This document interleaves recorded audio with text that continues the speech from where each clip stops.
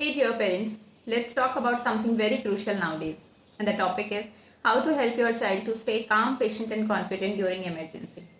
और ये emergency man-made भी हो सकती है और कोई natural disaster भी.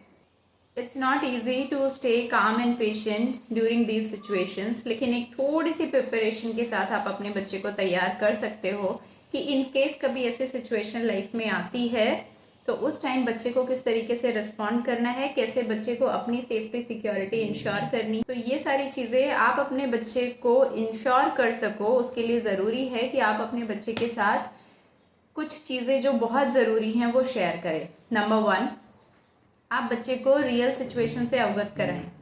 अगर आपका बच्चा 6-7 साल से बड़ा है तो वो चीज़ों को अच्छी तरीके से समझ सकता है। उसे बताएं कि बाहर क्या हो रहा है और कैसे सिचुएशन लाइफ में आ सकती है। If I take the example of blackout only, तो अगर लाइट चली जाती है तो उस टाइम बच्चे को क्या करना है।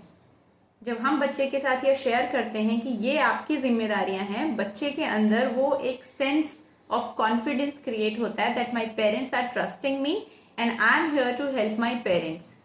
तो ऐसे सिचुएशन में आप पैनिक करें और आप सारी चीज़ें एक साथ करने की कोशिश करें। इससे अच्छा है आप कुछ चीज़ें अपने बच्चे को समझाएं कि ऐसे सिचुएशन में आप लाइट बंद कर सकते हैं, दरवाजे बंद कर सकते हैं, आप एक ऐसी जगह जा सकते हैं जो घर में सेफ है, सिक्योर है।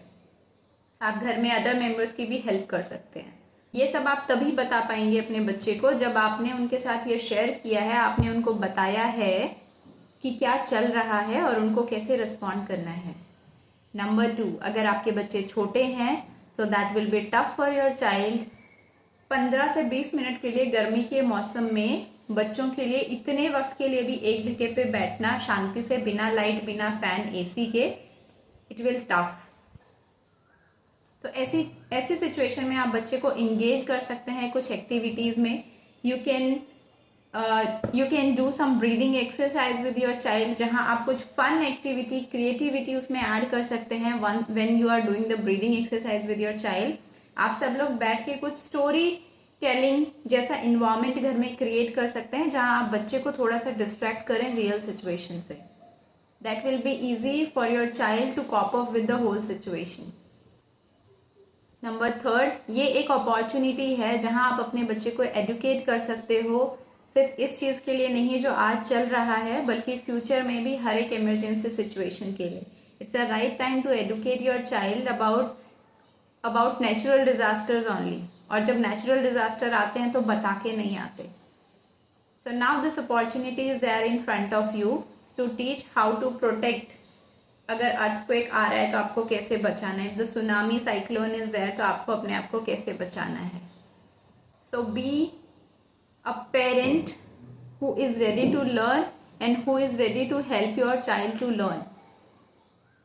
और जब आप ऐसी चीज़ें करेंगे, आप बच्चे के साथ धीरे धीरे प्रैक्टिस करेंगे, आप बच्चे को समझाएंगे तो आपका बच्चा समझेगा। और इन केस अगर कभी ऐसा लाइफ में आता है तो ना तो आप पैनिक करेंगे ना ही बच्चा, क्योंकि बच्चे को पता है अब उसको क्या करना है और कैसे करना है। Just remember about the event when the corona was happening. बच्चे मास्क लगाने के लिए रेडी नहीं थे because that was not normal for the children at that point of time. आप अब बच्चे को मास्क लगाइए, बच्चा सुबह से शाम तक मास्क लगा सकता है। So that is because of the practice, that is because the childrens are now updated with the real situation. And third, if you are a parent watching this till the end, if you have some ideas, tips or tricks, please share in the comment below ताकि और जो parents हैं उनको भी आपके ideas मिल सके। Thank you for watching.